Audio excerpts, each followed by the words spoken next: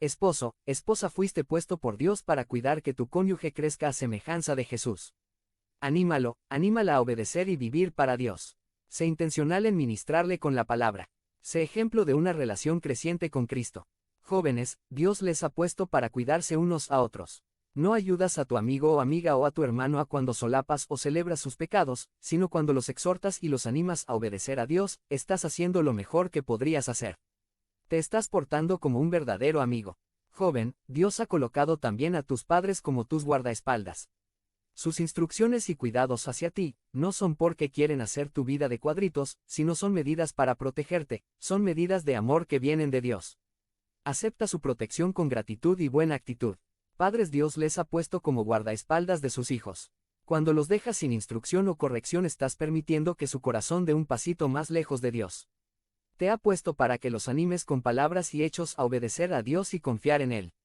Seamos intencionales y constantes en dirigir el corazón de nuestros hijos hacia Dios. 3105. En nuestra iglesia, el contexto que mayor cercanía promueve para que se practique la disciplina preventiva es el grupo pequeño. Vuélvanse guardaespaldas los unos de los otros en su grupo pequeño. Anímense, exhórtense, ríndanse cuentas, presenten toda lucha contra la incredulidad en nuestros corazones. Por supuesto, todo esto hay que hacerlo dependiendo de Dios totalmente y a la manera de Dios. Por eso, te doy para aterrizar un poco en el cómo desarrollarte como guardaespaldas, las siguientes indicaciones para cuando sea la hora de cumplir con lo que dice Hebreos 3. Ora mucho antes de hacer esta acción de rescate. Ora para que no sea tu enojo u orgullo lastimado el que hable, sino que Dios use tus palabras para traer gracia y edificación a tu hermano. Examina tus motivaciones para hacerlo. Saca primero tu viga, debes pedir a Dios que examine tu corazón para que no exhortes a tu hermano por motivos pecaminosos camuflajeados de piedad. Escoge tus palabras sabiamente, no te presentes a una confrontación sin haber pensado muy bien tus palabras. Escoge cuidadosamente lo que dirás y cómo lo dirás. Es recomendable, inclusive, escribirlo para que sea una respuesta amable que pueda calmar el enojo en vez de avivarlo. Escucha con atención todo lo que te digan. Es necesario escuchar lo que el hermano tiene que decir sobre el asunto. Trata de entender sus razones, explicaciones o versión de los hechos. La exhortación no es un monólogo, sino un diálogo redentor que busca la restauración. No lo interrumpas cuando esté hablando. Prepara tu corazón para escuchar, aunque quizá no te agrade mucho lo que escuchas. Pero si no sabes qué está pensando, ¿cómo le darás la respuesta oportuna para su edificación? Dirige a la persona siempre a ver a Jesucristo y el Evangelio como la respuesta a la situación. La respuesta para ti y para tu hermano es una persona. Jesucristo. No se trata que la persona te haga caso a ti, sino que la persona regrese a la fe en Cristo porque en Él está la solución verdadera a su problema. Ten mucha paciencia, no siempre el hermano responderá positivamente a la exhortación. No permitas que tu frustración te desanime. El éxito no está en el resultado sino en la fidelidad a Dios. Quizá más adelante la exhortación rendirá sus frutos. Mientras tanto, Dios está obrando en tu hermano, pero sobre todo en ti, haciéndote más semejante a Jesús en paciencia y perseverancia. En fin, en cada relación dentro de esta iglesia donde Dios te ha puesto recuerda que tienes una vocación importante como guardaespaldas. Porque todos necesitamos ser cuidados y cuidar a otros en el cuerpo de Cristo. Cuando a Caín, quien había asesinado a su hermano Abel, le preguntó Dios: ¿Dónde está tu hermano Abel? Él respondió: ¿acaso soy guarda de mi hermano? ¿O acaso soy yo el que debe cuidar a mi hermano? La respuesta de Dios, 3106, a esta pregunta en toda la Biblia es un sí. Si eres guardaespaldas de tu hermano, grabémoslo en el corazón. Sí, soy guardaespaldas. Dios me ha llamado a ser guardaespaldas de mi hermano. Debo practicar la disciplina preventiva para la gloria de Dios. Conviértete en miembro del canal y sé un instrumento de la palabra de Dios. No dejes pasar esta oportunidad de impactar vidas. Haz clic en el enlace de la descripción ahora y ayúdanos a difundir la palabra de Dios. Disciplina eclesiástica. ¿Qué es? By Wilbur Madera Rivas.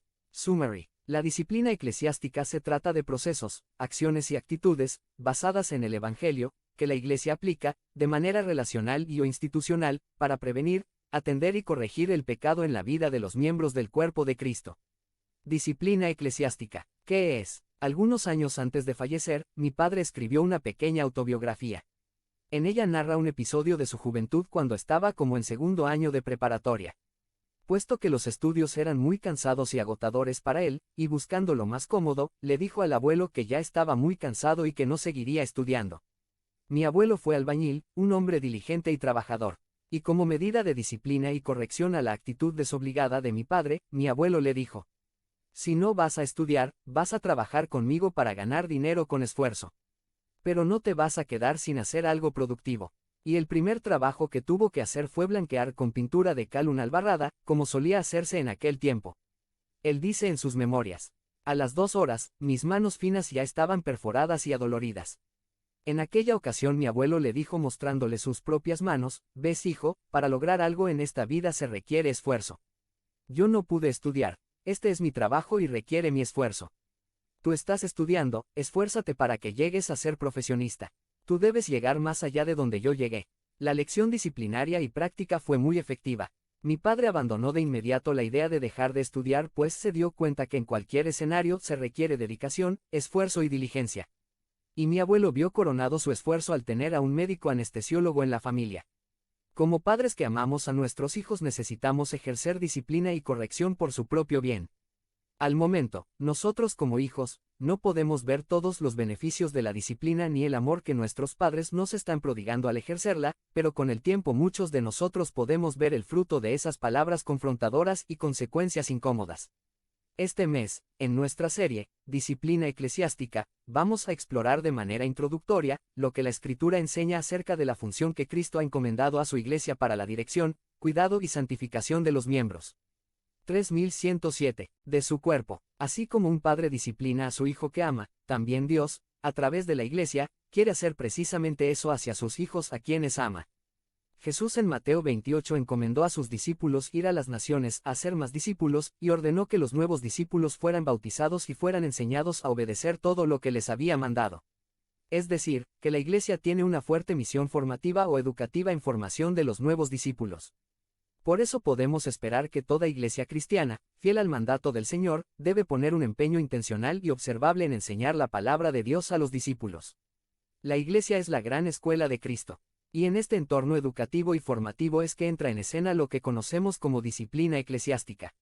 La formación de discípulos es como si fuera una moneda con sus dos caras. Por un lado, tenemos la enseñanza y formación bíblica que todo discípulo debe tener de manera regular, y del otro lado de la moneda, está la exhortación, dirección y corrección que el discípulo debe tener cuando se está saliendo del camino trazado por la enseñanza bíblica. Ambos lados de la moneda son importantes en el discipulado. Quizá como Iglesia hemos hablado bastante del discipulado en su lado formativo y de enseñanza bíblica, pero no hemos hablado lo suficiente del discipulado en su lado disciplinario y correctivo, que también es importante para que todos crezcamos como discípulos del Señor. Por eso, este mes estaremos explorando este sensible, pero necesario campo de la disciplina eclesiástica como parte de la tarea de la formación de discípulos que hacen discípulos. Quizá al escuchar el título, Disciplina Eclesiástica, vienen a nuestra mente imágenes de la Inquisición, de ejecuciones de herejes, o de exhibiciones públicas de pecadores con la letra escarlata, y obviamente, sentimos incomodidad en nuestras entrañas por la simple mención del término. También, en nuestra sociedad cada vez más individualista, podemos ver, cada vez menos, las implicaciones obvias de ser parte de una colectividad, de una comunidad, de un cuerpo como lo es la Iglesia. Estamos cada vez más acostumbrados a que cada quien viva su vida y que nadie se meta con nosotros. Esto nos hace mucho más difícil entender la función de cuidado que la Iglesia debe tener hacia sus miembros, y que esto sin duda implicará que precisamente alguien se meta en nuestras vidas. Factores como estos hacen más complejo que los cristianos contemporáneos lleguen a estar cómodos y agradecidos con el tema de la disciplina eclesiástica. Esperamos que, si es tu caso, al terminar esta serie, puedas por lo menos estar convencido de que el tema es bíblico y es la voluntad del Señor para la vida de sus hijos y su Iglesia.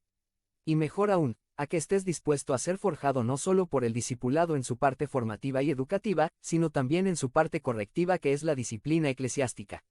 3108. Para ir entrando en materia, podríamos entonces, de manera introductoria e imperfecta, aventurar una definición inicial de lo que es la disciplina eclesiástica, diciendo que se trata de procesos, acciones y actitudes, basadas en el Evangelio, que la Iglesia aplica, de manera relacional y o institucional, para prevenir, atender y corregir el pecado en la vida de los miembros del cuerpo de Cristo. Subrayemos algunas cosas de nuestra definición.